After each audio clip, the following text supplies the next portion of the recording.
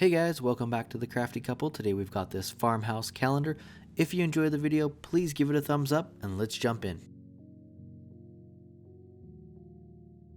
For this project, you'll need 8 of these chalkboards from Dollar Tree and 11 5-gallon stir sticks from Walmart. 5 of them will cut at 18¼ inch and 6 of them will cut at 15¼ inch.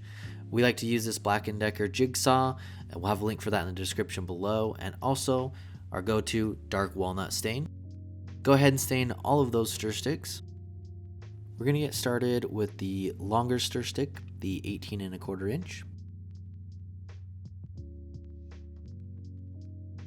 Next, grab the 15¼ inch stir stick and line it up in the corner so that the top and the side of the stir sticks are all flush.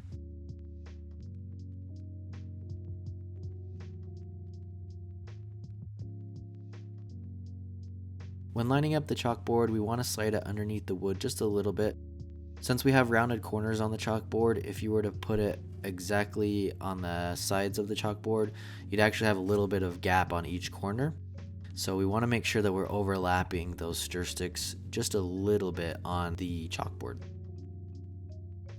Once we have our first 2 stir sticks glued down, we can flip it over and glue our first chalkboard in place. Once you've flipped it over, go ahead and line up your chalkboard, and then we can glue another 18¼ inch stir stick down. All of the 18¼ inch stir sticks are going to go vertical, up and down. You should have 5 of those, and then all of the 15¼ are going to go horizontal. You should have 6 of those.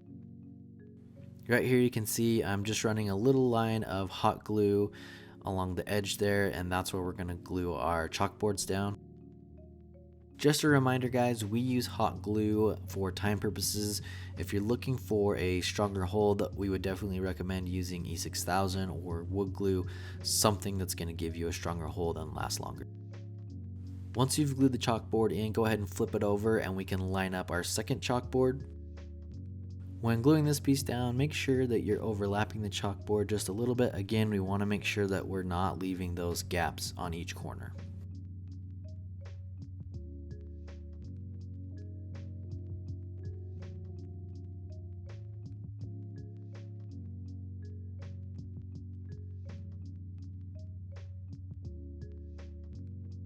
From here on out, the rest of the process is pretty simple. We're just repeating the first steps that we did. Go ahead and line up your chalkboard against the stir stick, and then we're going to glue just the very edges, the top and the bottom there. And then we're going to do the same thing with this one. Again, just make sure you're trying to avoid those gaps in each corner.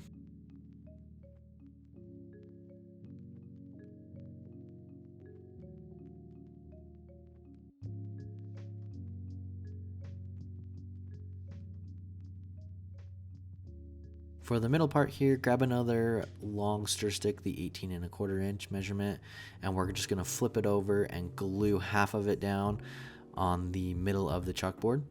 And then what you can do is flip it over, and we're going to glue the rest of the 15¼ inch stir sticks to it.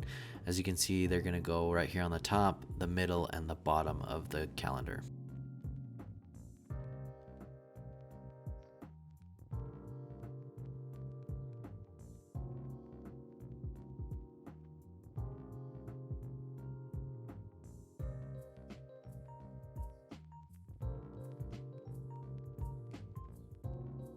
For the rest of the chalkboard, we're essentially just repeating the first steps that we took, aligning the chalkboard against the stir stick and then gluing the edges down.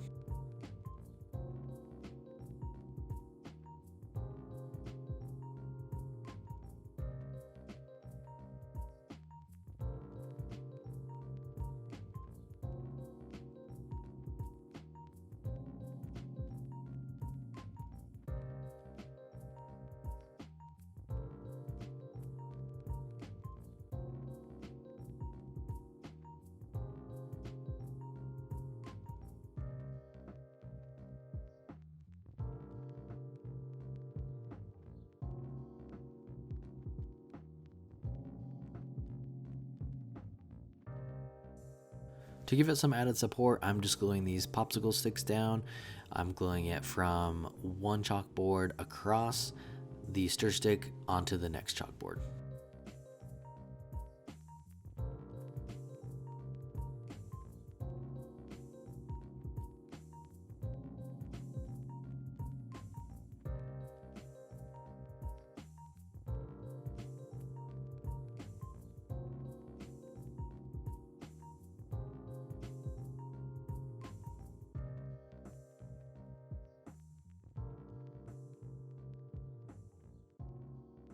We got these little buckets from Dollar Tree. We're going to use that to hold like the chalk and a little towel for wiping off anything we write on the chalkboards. These hooks to connect them to the chalkboard, and this floral wire for the handle. Go ahead and remove the ribbon handle. You'll want to stick the floral wire in and see about how long you want the handle to be. Just stick it in one side of the bucket and wrap it around to the other and get an idea of how long you want that.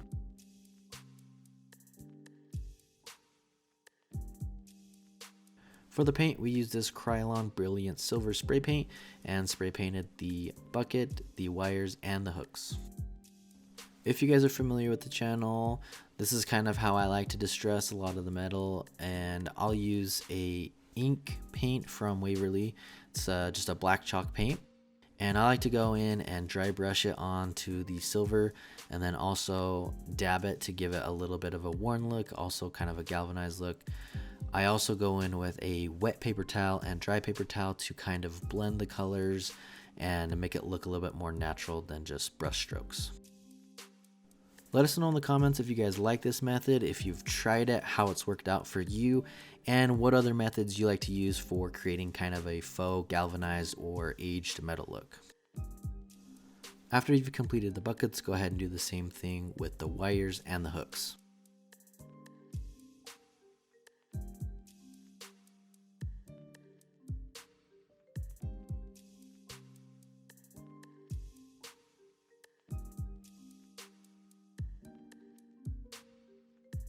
After everything's painted, go ahead and stick it in one end of the bucket. You'll want to pinch it up so that it doesn't fall through. Wrap it around to the other side and do the same thing.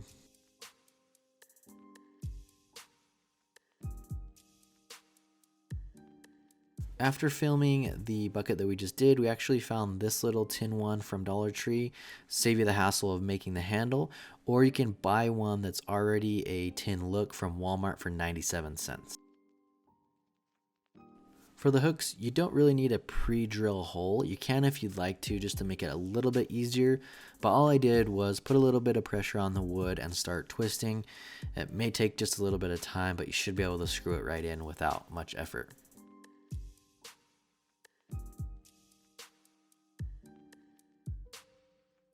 The last step here is to add this picture hanger. We're just using some hot glue. It works fine for what we're doing, but please use something stronger if you're worried about it holding up over time, maybe E6000 or even a little staple or nail. Thanks for watching, guys. We hope you enjoyed today's video. Make sure to subscribe and hit that bell icon so you can be notified every time we upload a new video.